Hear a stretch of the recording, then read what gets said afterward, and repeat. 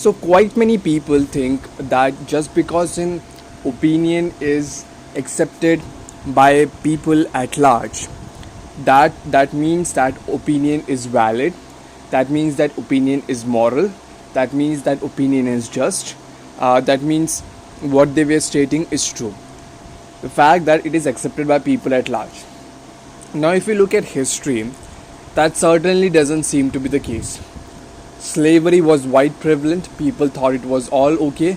There was a section of people who said that slavery should be banned, right? And I guess they were called as absolutionists.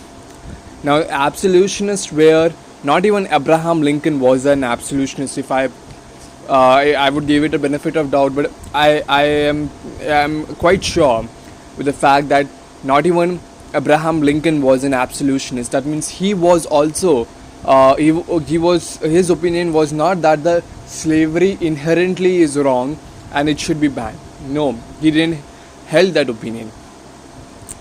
But those who held that opinion that slavery in itself is wrong and it should be banned were called as absolutionists. Now, in America of the times of Abraham Lincoln or even before that, absolutionists were very less in number. Does that mean the argument of absolutionists was wrong?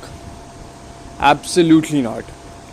So the population that decides this. So the fact that a particular argument, a particular fact, a particular opinion is accepted by people at large doesn't make that argument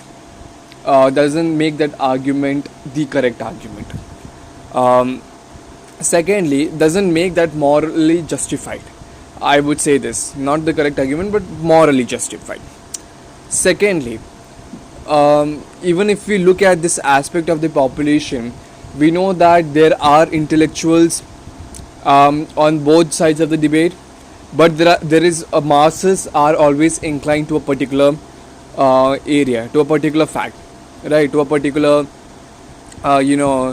side, and masses have their own reasons for why they are inclining to that particular side. So and this is the same reason, one of the same reasons why Socrates was against democracy, because masses, they are not intellectuals. They are inclining to a particular fact, to a particular ideology, to a particular circumstance which makes them believe that this particular thing is right. So you have to incorporate the section of masses when deciding all these things. So clearly an opinion doesn't happen to be justified just because morally justified just because it is accepted by people at large.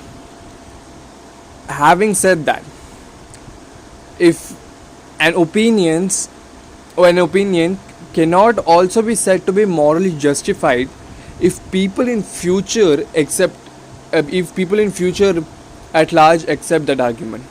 For example, let's say slavery is inherently wrong, is something which perhaps slavery in the form as it was done in United States is inherently wrong, is something which today's world would accept, irrespective of which geography which we belong to.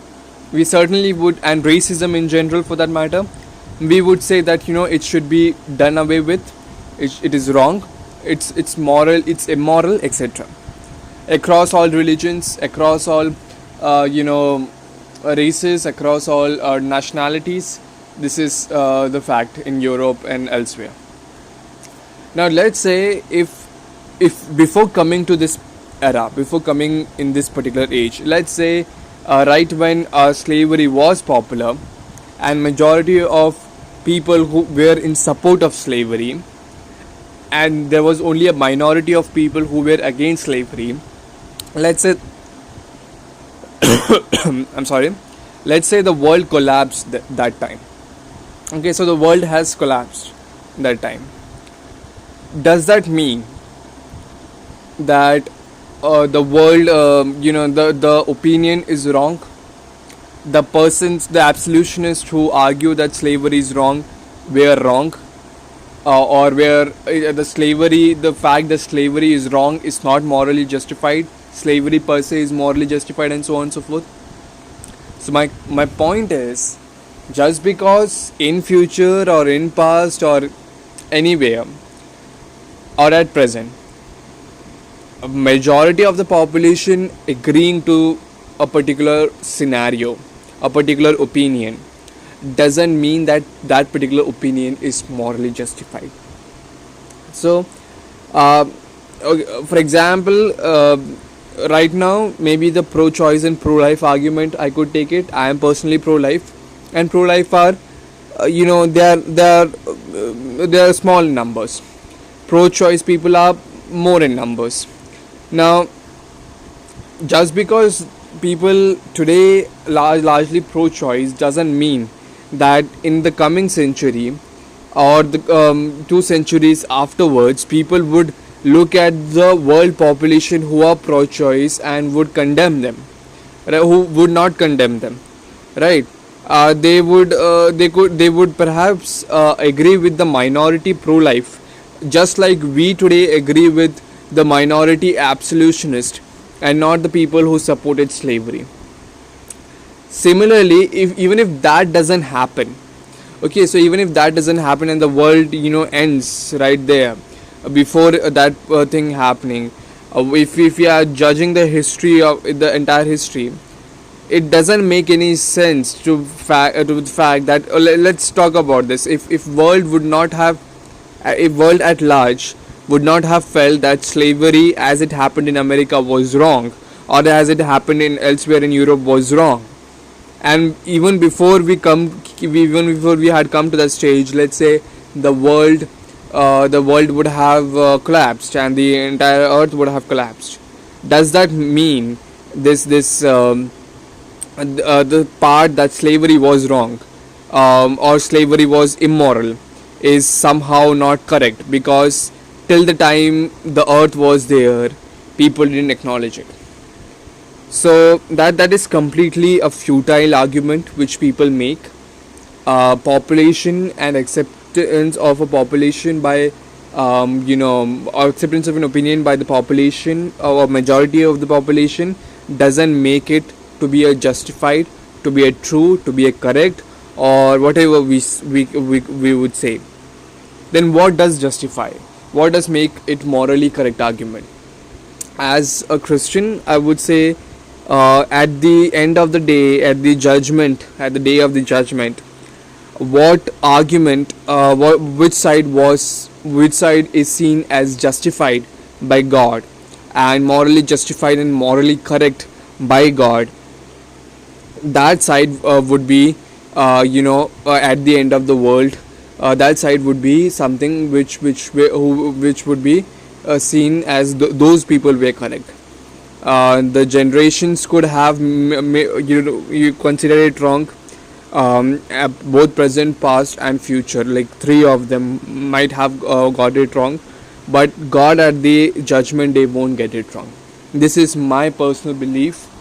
If we ignore the aspect of judgment day, then we can also say that whichever side the church is taking a stand, perhaps that side, perhaps, and why I am saying so, perhaps because the church is, in many cases not infallible through acting of its authority. Of course, Pope ex cathedra is definitely infallible, and there are many dogmas which are infallible as Catholics. But for example, in the case of Galileo Galilei, right, or otherwise, the popular belief of people in general, and including those in the church, majority of the people in the church as well believed the the geocentric theory of the geocentric theory of the solar system, right? So, or the universe. So again, this is something which even church in that aspect say that, or in the aspects of Spanish Inquisition, your Pope has already apologized. So in some cases, the church where it stands would also be correct and morally justified, but the judgment day is a place where we could see that what is morally justified and not. Otherwise, secularly speaking, there is absolutely no way we could determine which argument was morally justified at all.